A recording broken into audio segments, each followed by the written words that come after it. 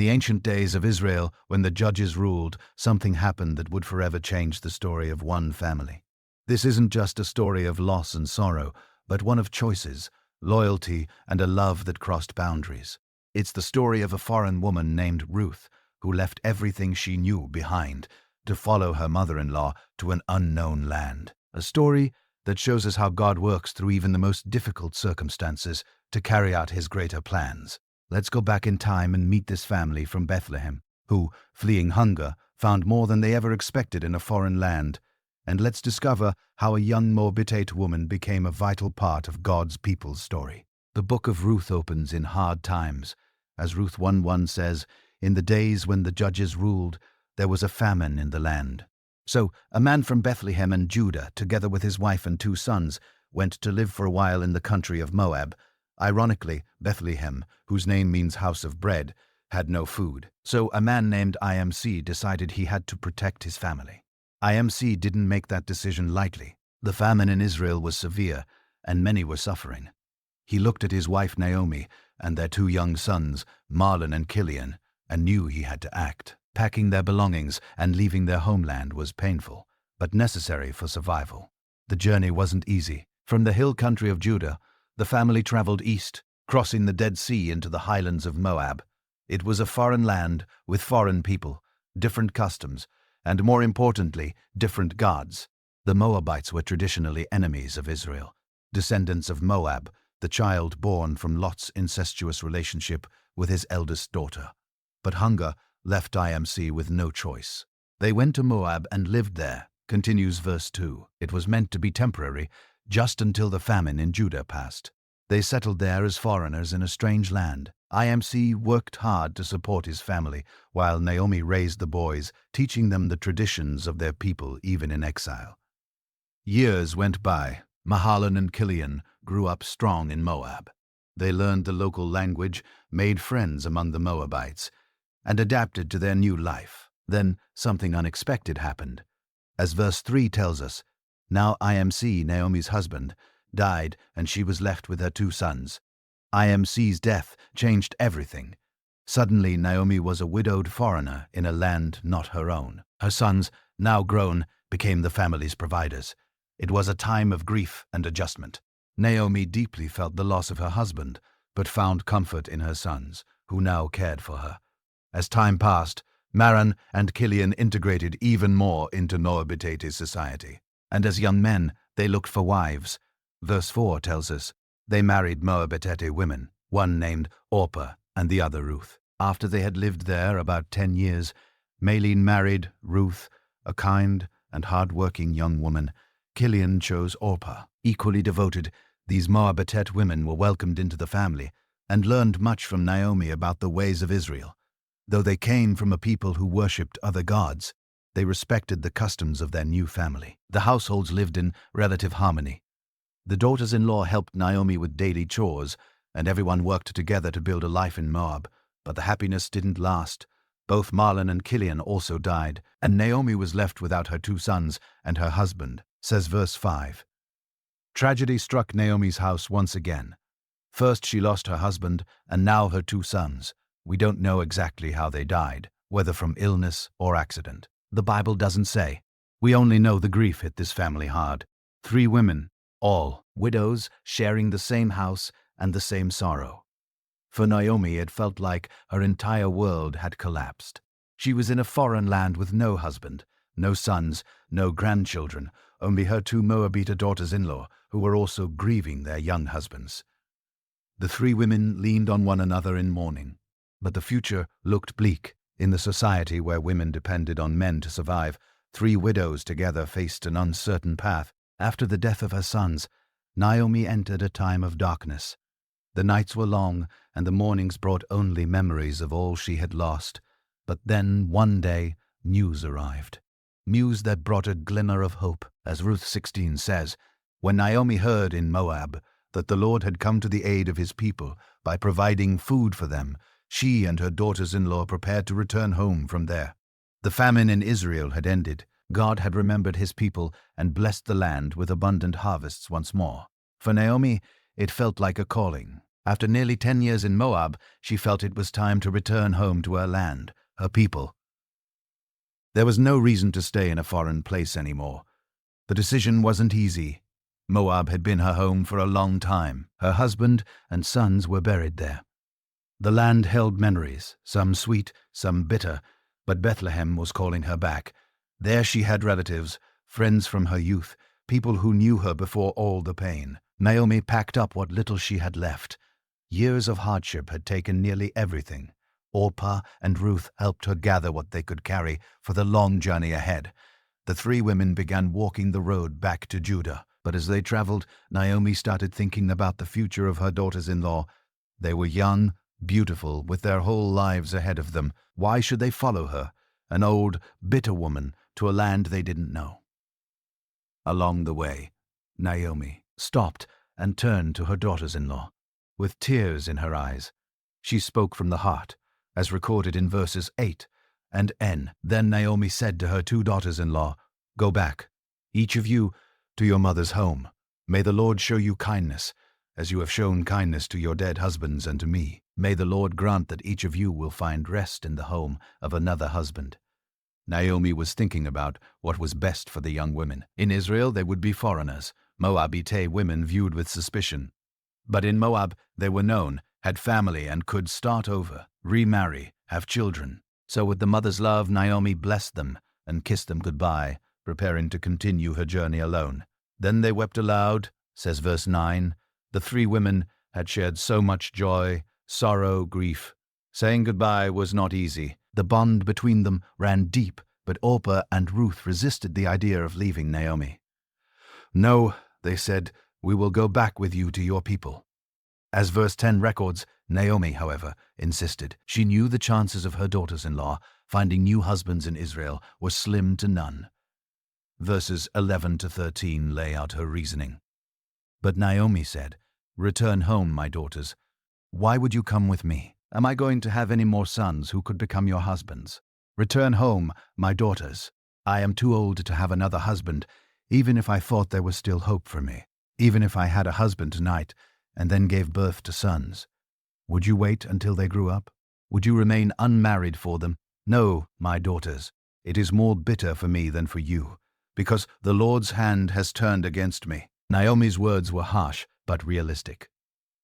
According to Israelite law, a man's brother was supposed to marry the widow to carry on the family line. But Naomi had no more sons to offer, Orpah and Ruth. And even if she married again and had children, how long would they have to wait for those boys to grow up? It was a hopeless dream. Once again, the three women wept, feeling the pain of their looming separation. And then Orpah made her choice. At this they wept aloud again.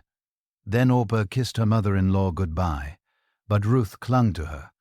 Says verse 14, Orpah kissed Naomi goodbye through her tears. It wasn't an easy decision, but it was a practical one.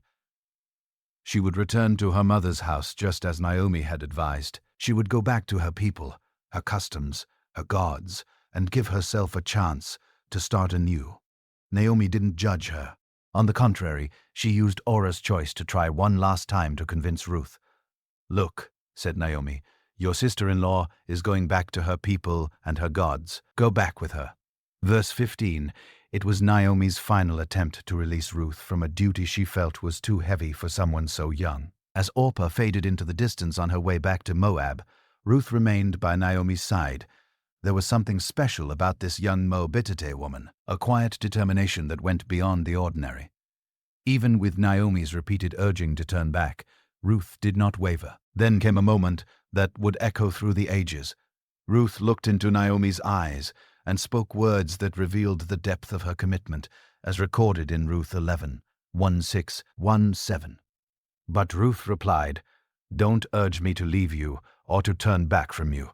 Where you go, I will go, and where you stay, I will stay. Your people will be my people, and your God my God.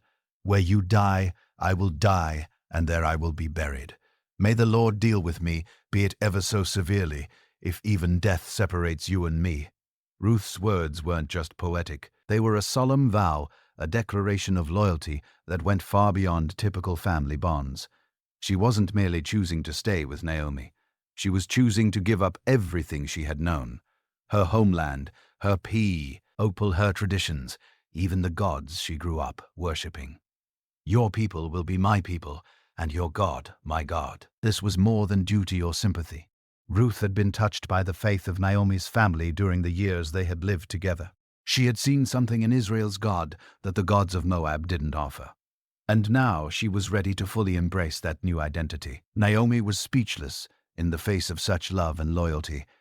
Verse 18 tells us, when Naomi realized that Ruth was determined to go with her, she stopped urging her. There was nothing more to say. Ruth had made her choice, one that would shape both their destinies in ways they couldn't yet imagine. So the two women, one older and bitter, the other young and steadfast, continued together down the dusty road to Bethlehem.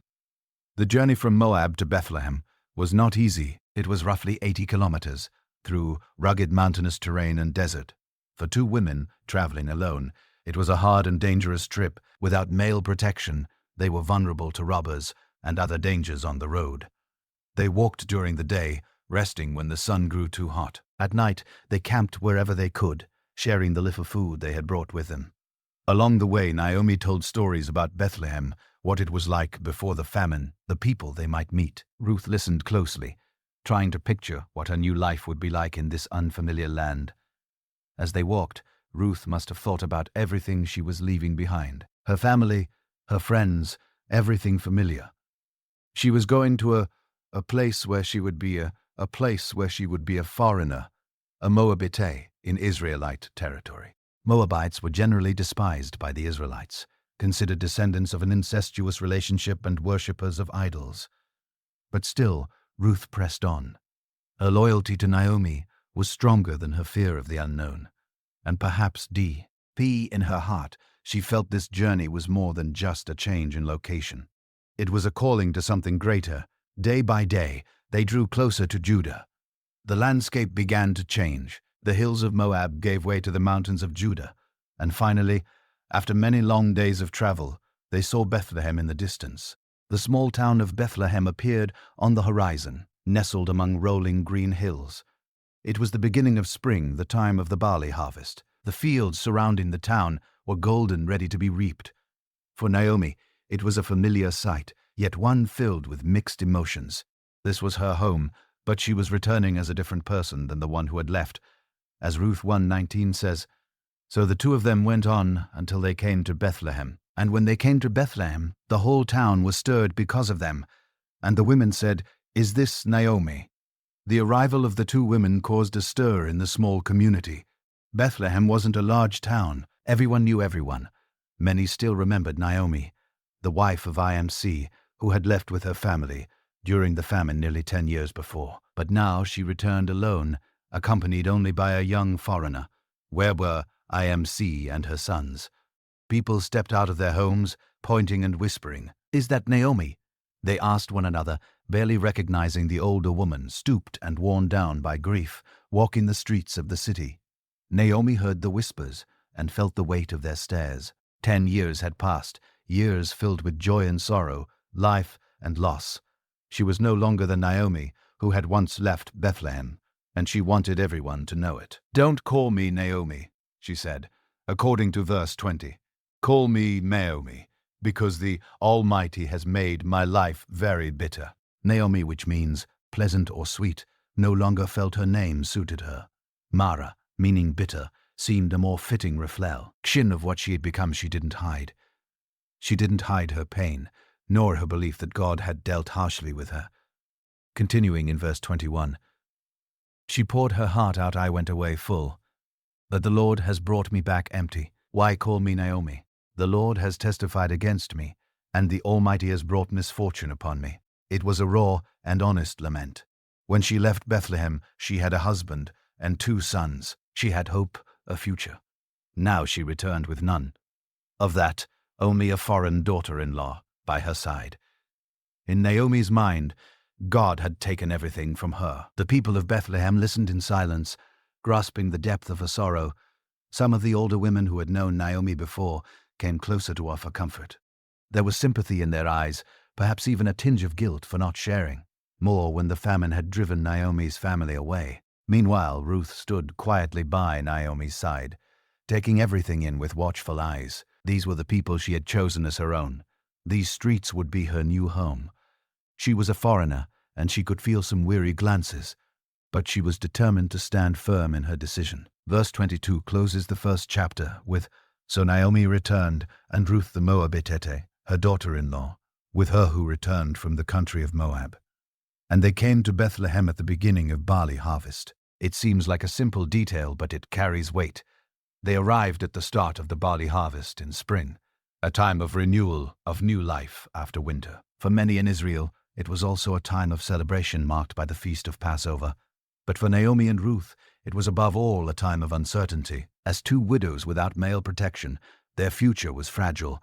In both Israelite and Moabite society, women depended on men, fathers, husbands, or sons for security. Without them, they were vulnerable. They needed a place to see. Maybe Naomi still had some family property in Bethlehem, though it had likely been abandoned or taken over after so many years. In any case, they needed food, which meant they would have to work.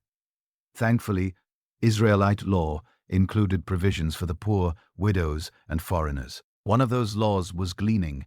Harvesters were instructed not to pick up the grain that fell during the harvest, leaving it instead for those in need. As Leviticus 23:22 says, "When you reap the harvest of your land, you shall not reap your field right up to its edge, nor shall you gather the gleanings after your harvest. You shall leave them for the poor and for the sojourner." For Ruth and Naomi, this law would be a lifeline in the days ahead. The harvest was beginning, and with it, a chance not to go hungry. That first night in Bethlehem, as they settled into some humble corner, Ruth and Naomi must have talked about what they would do next. The young Moabitite woman, used to hard work, likely volunteered to go to the fields. Naomi, familiar with her people's customs, probably explained how gleaning worked, and so ended their first day back in Bethlehem, weary from the long journey, facing an uncertain future. Yet somehow they were home. For Naomi, it was a bitter return to a place full of memories. For Ruth, it was the start of a new life in a foreign land among a people she now called her. And the sun had barely risen when Ruth got up that morning. She looked at Naomi, still asleep, and decided not to wait any longer. They needed to eat, and the barley harvest was in full swing in the fields around Bethlehem. It was time to act. In Israel, there was a special law meant to help the poor, widows and foreigners. God had commanded in Leviticus 199:10, "When you reap the harvest of your land, you shall not reap your field right up to its edge, neither shall you gather the gleanings after it. Your harvest, and you shall not strip your vineyard bare, neither shall you gather the fallen grapes of your vineyard. You shall leave them for the poor and for the sojourner." This was the law of gleaning. Landowners were not to harvest every last grain. They were to leave the edges of their fields and anything that fell during the harvest for those in need to gather. It was a way to ensure no one would go hungry, especially those who had no other means of support. Ruth knew of this tradition because she had heard about it from Naomi. Now she would have to put it into practice. She didn't want to be a burden to her mother-in-law.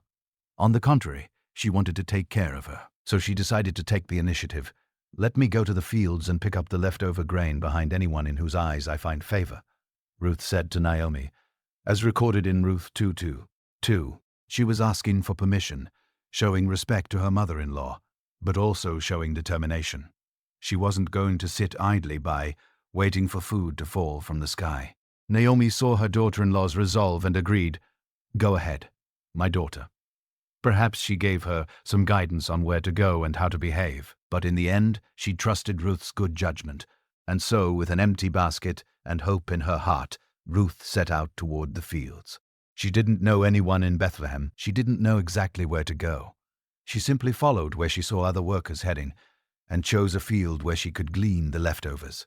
So she went out, entered a field, and began to glean. Behind the harvesters, continues verse 3, it was hard labor under the hot sun. Ruth bent down to pick up every bit of grain she could find, placing each one carefully into her basket. Her body ached, but she pressed on, thinking of Naomi and the food they needed. What Ruth didn't know at that moment was that out of all the fields in Bethlehem, she had entered the field of Boaz. As verse 3 continues, as it turned out, she was working in a field belonging to Boaz, who was from the clan of Imsc, as it turned out, is how the text describes it. But it would soon become clear that there was much more behind this so-called coincidence. Boaz wasn't just any landowner. He was a wealthy and influential man in Bethlehem, and more importantly, he was a relative of Imc, Naomi's deceased husband. He was a kinsman redeemer, someone who under Israelite law had responsibilities toward the family of a deceased relative. As Ruth worked, the other gleaners, and even some of the hired workers began to notice the foreign woman. Her appearance, her way of speaking, everything about her made it obvious that she wasn't an Israelite. Some might have been hostile, others simply curious. But Ruth stayed focused on her task, respectful yet resolute. She worked tirelessly, picking up grain, one stalk at a time without rest. The other gleaners came and went, but Ruth had been there since early morning without stopping, as Boaz's foreman would later point out. And then, right on time, Boaz arrived at the field to check on the harvest. It was just an ordinary day for him, until his eyes landed on the unfamiliar young woman working so diligently among the gleaners. Boaz arrived from the town and greeted his workers with kind words. "The Lord be with you," he said, and they replied, "The Lord bless you." As recorded in Ruth 2:4, it was clear that Boaz was not just a boss, but a respected man who respected others, a man who feared God and honored him even in his daily greetings. As he oversaw the work, something, or rather someone, caught his attention. A young woman he didn't recognize was gleaning in his field. There was something different about her, about the way she worked, her perseverance. Curious, Boaz approached the halves. "Overseer, whose young woman is that?" he asked as we read in verse 5. It was a simple question, but it would set several lives on a new path. The overseer responded, explaining what he knew about the newcomer. "She is the Moabite, who came back from Moab with Naomi." She said, "Please let me glean and gather among the sheaves behind the harvesters." She came into the field and has remained here from morning till now, except for a short rest in the shelter. Verses 6 and 7. The overseer not only identified Ruth, but also highlighted her work ethic. She had asked permission to glean, demonstrating respect for the landowner, and had been working hard since morning, with only a brief pause. That said a lot about her character. Boaz had already heard about Naomi's return to Bethlehem. He knew she was the widow of his relative, Imc, and now here was the Moabite daughter-in-law. He had also heard rumors about the foreign woman who had chosen to leave her homeland to follow her elderly mother-in-law. Moved by compassion and admiration, Boaz decided to speak to Ruth himself. He approached her with respect and kindness, treating her not as a stranger or someone beneath him, but as someone worthy of care and attention. "Listen, my daughter," he said to Ruth, as we see in verse 8, "Don't go and glean in another field, and don't go away from here. Stay here with the women who work for me." Boaz not only allowed her to glean in his field, he explicitly invited her to stay, offering her protection and the special privilege of staying close to his female workers. And he continued in verse 9, "Watch the field where the men are harvesting, and follow along after the women. I have told the men not to lay a hand on you, and whenever you are thirsty, go and get a drink from the water jars the men have filled." Boaz wasn't just giving her permission, he was actively ensuring her safety. He had instructed his men not to bother Ruth, a crucial protection for a foreign woman in a field full of male workers. And beyond that, he offered her access to water drawn by his own servants and important comfort during long hours under the scorching sun. Ruth was stunned by such unexpected kindness. As a foreigner, she expected mere tolerance, certainly not favor. Following the custom of the time, she bowed down with her face to the ground and asked him, "Why have I found such favor in your eyes that you notice me, a foreigner?" Verse 10. It was an honest question. Why would he, a man of standing in Israel, show such kindness to her, a Moabite? The Moabites were traditionally enemies of Israel. Why should she deserve such treatment? Boaz's response revealed that his kindness was not random. It was a reaction to Ruth's own character and actions. As we read in verses 11 and 12, Boaz replied, "I've been told all about what you have done for your mother-in-law since the death of your husband, how you left your father and mother and your homeland and came to live with a people you did not know before. May the Lord repay you for what you have done. May you be richly rewarded by the Lord. the God of Israel, under whose wings you have come to take refuge." Boaz wasn't just impressed by Ruth's presence in his field that day. He had heard the whole story: her loyalty to Naomi, her willingness to leave everything behind, her choice to seek refuge under the wings of Israel's God. All of it pointed to an extraordinary character. And Boaz acknowledged that. Touched by such kind words, Ruth responded with humility. "May I continue to find favor in your eyes, my lord," she said. "You have put me at ease by speaking kindly to your servant, though I do not have the standing of one of your servants." Verse 13. She understood the honor she was receiving, greater than she believed she deserved. The conversation could have ended there, but Boaz's generosity had no limits that day. At mealtime, he invited her to join the workers. As we read in verse 14, at mealtime, Boaz said to her, "Come over here, have some bread and dip it in the wine vinegar." When she sat down with the harvesters, he offered her some roasted grain. She ate all she wanted and had some left over. This was no ordinary invitation for a gleaner, especially a foreigner. But Boaz was determined to show kindness to this woman, who had shown such kindness to Naomi. Not only did he invite her to eat, he made sure she had an abundant portion, so much that she had leftovers. And Boaz's generosity didn't stop after the meal. When Ruth went back to work, he gave special instructions to his workers. As we see in verses 15 and 16, as she got up to glean, Boaz gave orders to his men. "Let her gather among the sheaf, and don't reprimand her. Even pull out some stalks for her from the bundles, and leave them for her to pick up, and don't rebuke her." This went far beyond the gleaning laws. Boaz was telling his workers to intentionally leave extra grain for Ruth to gather. It was a calculated act of generosity, making sure she had more than enough without humiliating her with obvious charity. She would still work for what she gathered, preserving her dignity, but her reward would be far greater, thanks to Boaz's quiet instructions. And so Ruth worked until evening, gleaning in Boaz's field. When she finally stopped to thresh what she had gathered, the result was impressive.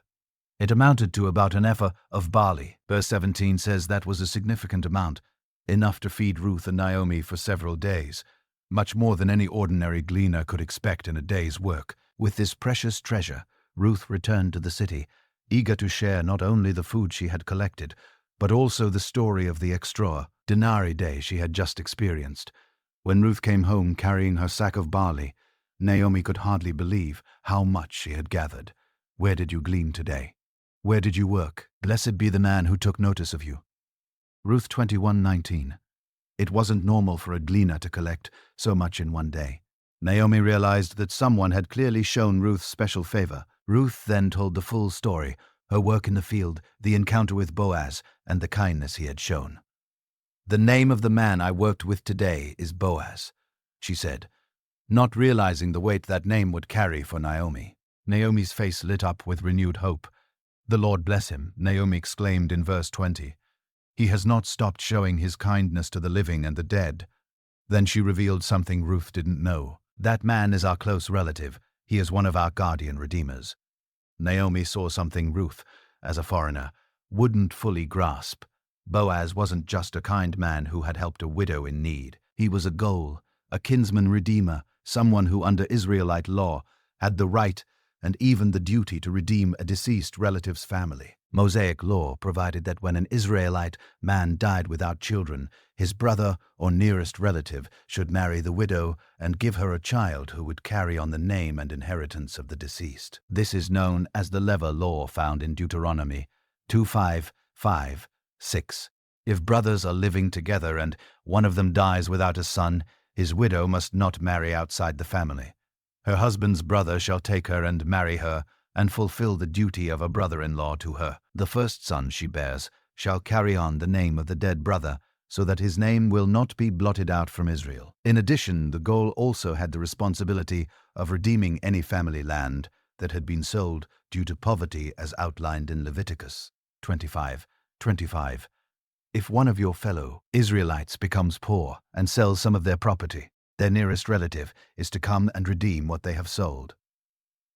Naomi saw in Boaz a hope not only for immediate provision, but for their future. As a close relative of IMC, Boaz could serve as a goal, marrying Ruth to preserve the family line.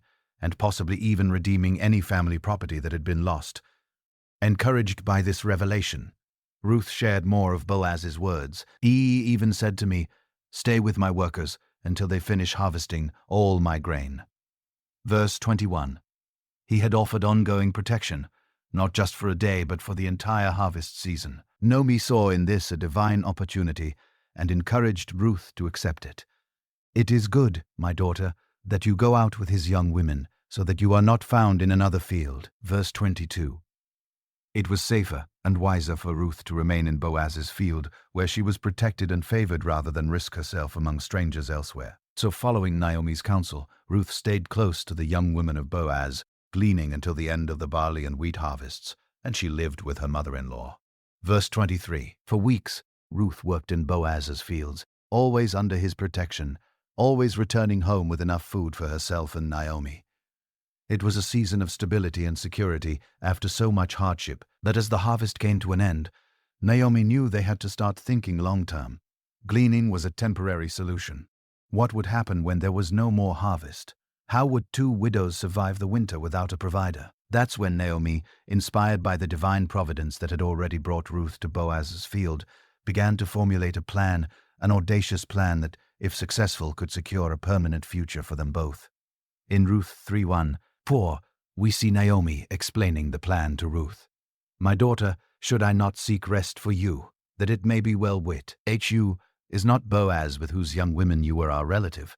See, he is winnowing barley tonight at the threshing floor. Wash therefore and anoint yourself and put on your cloak and go down to the threshing floor. But do not make yourself known to the man until he has finished eating and drinking. But when he lies down, observe the place where he lies. Then go and uncover his feet and lie down, and he will tell you what to do." Naomi's plan was risky and could easily be misunderstood. She was instructing Ruth to approach Boaz in an intimate setting, the threshing floor at night after he had eaten and drunk, when he would be alone. To an outside observer, this encounter might seem inappropriate, even scandalous. But Naomi knew Boaz. She knew his character, his integrity, his kindness, and she knew the law of Israel. By instructing Ruth to uncover Boaz's feet and lie down, Naomi was essentially guiding her to present herself as eligible for marriage under the Levirate law. It was a symbolic gesture, a quiet reminder to Boaz of his role as kinsman redeemer. Ruth, trusting Naomi's wisdom and the kindness she had already seen in Boaz, agreed. "All that you say I will do," she replied in verse 5. It was an act of faith and trust both in Naomi and in Boaz, and ultimately in the God of Israel, under whose wings she had come to seek refuge. So, with the plan set, Ruth prepared for an encounter that could change her life forever. The harvest was over, and it was a time of celebration. Boaz, as the landowner, was overseeing the final stage, the winnowing of barley at the threshing floor. It was a joyful moment, one of abundance after weeks of hard work. In Ruth 3:7, we read, "When Boaz had eaten and drunk, and his heart was merry, he went to lie down at the end of the heap of grain. Then she came softly and uncovered his feet and lay down." Boaz was not drunk, just content after a good meal, celebrating the successful end of the harvest. The threshing floor was typically an open space on a hilltop, where grain was separated from chaff by the wind. During this time, it was common for landowners to sleep nearby to guard the freshly processed grain from theft. Boaz, following custom, prepared to spend the night beside his harvest. Ruth followed Naomi's instructions to the letter. She had washed, anointed herself, and put on her best clothes. She waited until everyone had fallen asleep and Boaz had laid down. Then, quietly, she came softly, approached Boaz, uncovered his feet, and lay down. This was not a seductive act, as modern eyes might misread it. It was a formal request, a silent reminder to Boaz of his role as redeemer. By uncovering his feet, Ruth was symbolically asking him to extend his protection over her, to spread the corner of your garment over me, a Hebrew expression tied to marriage and covenant. Sometime in the night, Boaz stirred, perhaps from the chill of his uncovered feet or the movement of Ruth nearby. At midnight, the man was startled and turned over, and behold, a woman lay at his feet. Says verse 8. Imagine Boaz's surprise, waking up in the dark to find someone there. "Who are you?" he asked in verse 9. In the darkness he couldn't see clearly. Ruth answered plainly, I am Ruth, your servant. Spread your wings over your servant. Spread your wings over your servant, for you are a redeemer. Her response was both an identification and a proposal. Spread your wings over your servant was a poetic way of saying, marry me. And she made her reason clear, for you are a redeemer. She wasn't appealing to Boaz's emotions, but to his role and responsibility under the law as a close relative. It was a situation ripe for misinterpretation. A young woman at night approaching a man as he slept. It could have seemed improper, but Boaz understood exactly what Ruth was doing. He say, the honor, the courage, the purity in her request. Boaz's response in verses 10:11 reveals his integrity and deep respect for Ruth. May you be blessed by the Lord, my daughter. You have made this last kindness greater than the first, in that you have not gone after young men, whether poor or rich. And now, my daughter, do not fear. I will do for you all that you ask, for all my fellow townsmen know that you are a worthy woman. Boaz didn't see Ruth's request as presumptuous or scandalous, but as a beautiful act of loyalty, both to Naomi and to the memory of Ruth's late husband. He praised her for not chasing after younger men, whether wealthy or not, but for honoring the law of Israel and seeking the kinsman redeemer. And he affirmed her virtue before all. All the people of my town know that you are a woman of noble character. But there was a complication. Boaz, a man of integrity who respected the law, revealed to Ruth, it is true that I am a guardian redeemer of your family, but there is another who is more closely related than I. Verse 12, according to Israelite law, the duty of redeeming, marrying the widow, and preserving the family line first fell to the closest relative. Boaz couldn't simply bypass this other relative's rights. He had to follow the proper legal process, ensuring that everything was done decently and in order, as the Apostle Paul would later put it. So Boaz assured Ruth that he would take care of the matter the very next morning. Stay here for the night, and in the morning, if he wants to do his duty as your guardian redeemer, good, let him redeem you. But if he is not willing, as surely as the Lord lives, I will do it. Lie here until morning. Verses 13-14. Ruth trusted Boaz and stayed at his feet until dawn. But Boaz, concerned about Ruth's reputation, made sure she left before anyone could see her. She got up before anyone could be recognized. And he said, no one must know that a woman came to the threshing floor. Verse 14. Before she left, Boaz offered her another act of generosity. Bring me the shawl you are wearing and hold it out. When she did so, he poured into it 6 measures of barley and placed it on her. Verse 15. It was a generous gift, yet another sign of his commitment to care for Ruth and Naomi, regardless of the outcome of his discussion with the other redeemer. So Ruth returned home not just with a tangible gift from Boaz, but with the promise that he would personally take charge of her situation. The encounter at the threshing floor, risky as it had been, was a success. Now everything hinged on how Boaz would deal with the other guardian redeemer. Early the next morning, Boaz went to the town gate. This wasn't just a place people passed through. It was the center of public life in Bethlehem, where business, legal decisions, and social meetings took place. It was the right place to handle legal matters, like the one Boaz had in mind in Ruth 4:1-2. We read, meanwhile Boaz went up to the town gate and sat down there just as the guardian redeemer he had mentioned came along. Boaz said, come over here, my friend, and sit down. So he went over and sat down. Boaz took 10 of the elders of the town and said, sit here. And they did so. Boaz didn't refer to the other relative by name, simply calling him friend. This wasn't out of disrespect, but possibly because, as we'll see, the man would not fulfill his role as redeemer, and so his name was not deemed worthy of remembrance. Boaz gathered 10 of the town's elders to witness the transaction. The number was significant. It ensured everything would be done legally with reputable witnesses. Boaz was committed to following every proper step so that his union with Ruth would be lawful and above question. Once everyone was gathered, Boaz present, added the matter to the closer relative Naomi, who has come back from Moab, is selling the piece of land that belonged to our relative IMC. I thought I should bring the matter to your attention and suggest that you buy it in the presence of these seated here and in the presence of the elders of my people. If you will redeem it, do so. But if you will not tell me, so I will know, for no one has the right to do it except you, and I am next in line. Verses 3 to 4, Boaz initially mentioned only the land that had belonged to IMC. According to Israelite law, when a family was forced to sell land due to poverty, a close relative had the right and even the duty to redeem or repurchase it, keeping it within the family. This was part of the responsibility of the goal, the family redeemer. Seeing a chance to expand his property, the relative quickly replied, "I will redeem it." Verse 4. He seemed willing to fulfill his duty, at least regarding the land. But then Boaz revealed the added condition the party had deliberately saved for last.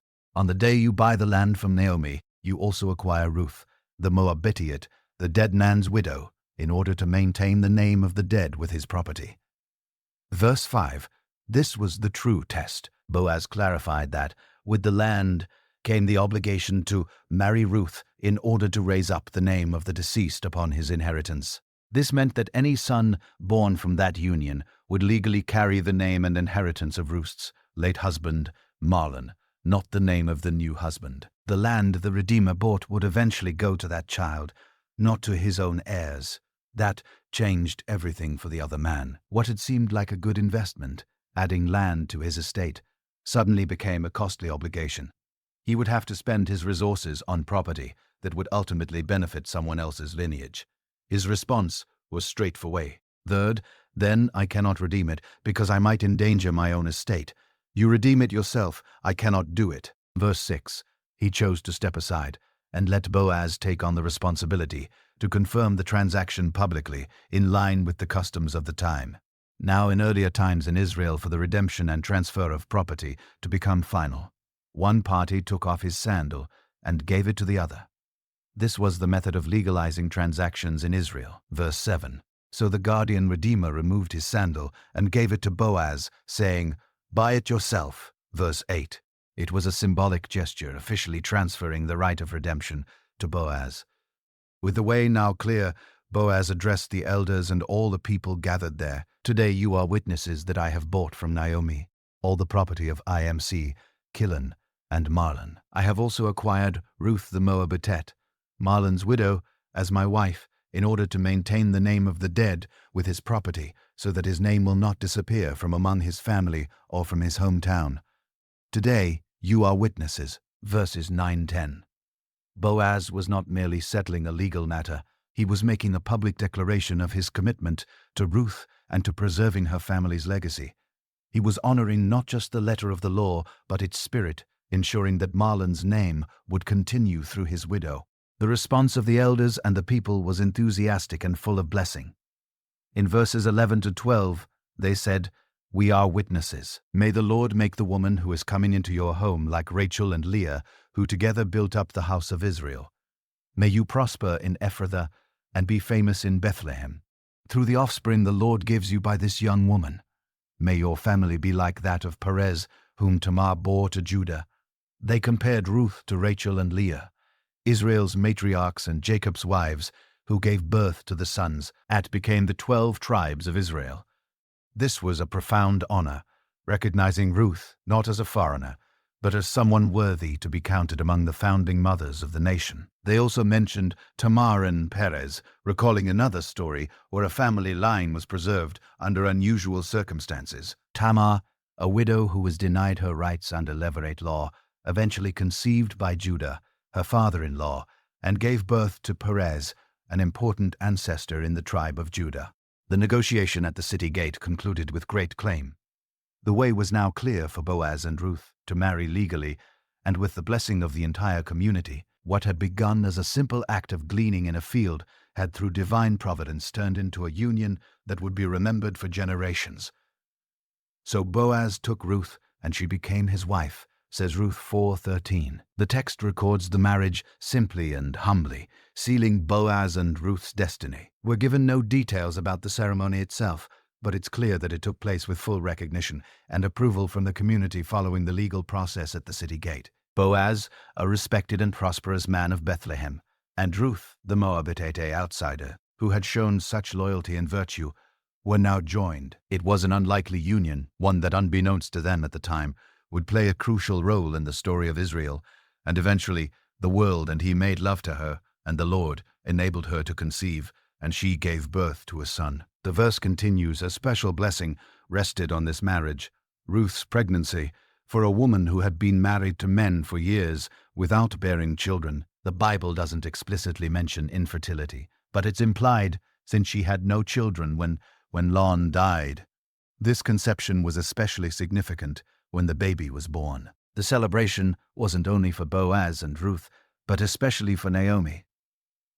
Women of the town came to congratulate her, saying, "Praise be to the Lord who this day has not left you without a guardian redeemer. May he become famous throughout Israel. He will renew your life and sustain you in your old age. For your daughter-in-law, who loves you, and who is better to you than 7 sons, has given him birth." Verses 14:10-15. Notice that although the baby was the son of Ruth and Boaz, the women congratulated Naomi. This reflects the cultural understanding that the child born through levirate marriage was in a sense considered the child of the deceased, continuing his lineage. For Naomi, who had lost her husband and sons, this baby represented the restoration of her family. The women also recognized Ruth's extraordinary value, saying she was better than 7 sons. In a society where sons, especially many sons, were seen as the greatest blessing, this was an incredible compliment. Ruth, through her loyalty and love, had brought more blessing to Naomi than many sons could have. Then Naomi took the child in her arms and cared for him. Says verse 16, Naomi not only celebrated her grandson's birth, but took an active role in his upbringing. Holding him in her lap was a symbolic gesture of adoption, affirming that this child would truly carry on her son Maron's line. The women living there said, "Naomi has a son," and they named him O-E. He was the father of Jesse, the father of David. Verse 17. The name O-E means servant or worshipper, possibly reflecting the hope that he would be a faithful servant of the Lord. Interestingly, it was the neighbors who named the child, emphasizing the communal nature of the event. The entire neighborhood shared in the joy and recognized the significance of this birth. Verse 17 also foreshadows this baby's future importance. Aid would become the grandfather of King David, what began as a story of loss and despair. Become a vital link in Israel's history. For Ruth and Boaz, the birth of Obed marked the fulfillment of their unexpected but blessed union. For Naomi, it was the restoration of hope and joy after years of bitterness, and for the community of Bethlehem, it was a testimony to God's goodness, turning mourning into dancing and restoring what once seemed hopelessly lost. The Book of Ruth ends with what might seem surprising, a genealogy. The final verses, Ruth 4:1-8-2, trace the lineage from Perez, son of Judah, down to David, highlighting Obed's place in that line. This then is the family line of Perez. Perez was the father of Hezron, Hezron the father of Ram, Ram the father of Amminadab, Amminadab the father of Nahshon, Nahshon the father of Salmon, Salmon the father of Boaz, Boaz the father of Ed, Ed the father of Jesse, and Jesse the father of David. This genealogy isn't just a technical appendix at the end of a beautiful story. It's the key to understanding the broader significance of the Book of Ruth within the grand biblical narrative. It reveals that the seemingly simple story of a Moabite widow and her Israelite mother-in-law was in fact a crucial link in the chain leading to Israel's greatest king, David, and ultimately to the Messiah. Jesus, Ed, the son of Ruth and Boaz, became the father of Jesse. And Jesse, as all Israelites knew, was the father of David, the greatest king of Israel, the man after God's own heart. Thus, Ruth, a foreign Moabite woman, became the great-grandmother of King David, included in Israel's royal lineage. This revelation becomes even more astonishing when we recall that the Moabites were generally despised by the Israelites. They were descendants of Moab, the child born from the incestuous relationship between Lot and his eldest daughter, as recorded in Genesis 19:37. The Mosaic law had laid out strict prohibitions regarding the Moabite. No Ammonite or Moabite may enter the assembly of the Lord even to the 10th generation. None of them may ever enter the assembly of the Lord, Deuteronomy 23:3. And yet, here was Ruth, not only accepted into the community of Israel, but honored as an ancestor of King David. It's a powerful testament that faithfulness to God and his people can transcend ethnic boundaries and historical prejudices. Later, when the Gospel of Matthew records the genealogy of Jesus Christ, Ruth is explicitly mentioned. Boaz was the father of Ed by Ruth, the father of Jesse, Matthew 1:5. She is one of only 5 women named in Jesus' genealogy, highlighting her extraordinary significance in the story of redemption. Ruth's inclusion in the Messiah's lineage underscores several crucial truths: that God often works through the unlikely and the marginalized, that true faith, not ethnic heritage, determines who belongs to God's people, and that human history, with all its tragedies and triumphs, is guided by a providential God who weaves everything together to fulfill his greater purposes. The story of Ruth isn't just a historical account or a beautiful narrative. It's filled with deep spiritual lessons that have echoed through the ages. First, we see how God can use unlikely people for his purposes. Ruth was a foreigner, a Moabite, traditionally excluded from Israel's assembly. She had no status, no wealth, no power, and yet God used her as a critical link in the lineage that would lead to the Messiah. As 1 Corinthians 1 hour 27 minutes and 28 seconds says, "But God chose the foolish things of the world to shame the wise. God chose the weak things of the world to shame the strong. God chose the lowly things of this world and the despised things and the things that are not to nullify the things that are." Ruth's inclusion in Jesus' lineage emphasizes that God's plan of salvation was always meant to include all nations, not just Israel. As God promised Abraham, "Through you all the families of the earth will be blessed." Genesis 12:3 through Ruth, a Moabite, became part of Jesus' genealogy, foreshadowing the time when people from every nation, tribe, people, and language, Revelation 7:9, would stand before God's throne. The story also presents a powerful parallel between Boaz's role as a kinsman redeemer and the role of Jesus Christ as our Redeemer. Just as Boaz paid a price to redeem IMC's inheritance and marry Ruth, Jesus paid the ultimate price to redeem us from sin and bring us into a covenant relationship with himself. As Paul writes in Ephesians 1:7, "In him we have redemption through his blood, the forgiveness of sins in accordance with the riches of God's grace." Boaz was a close relative with the right to redeem. Similarly, Jesus, through his incarnation, became our human brother, able to represent us and redeem us.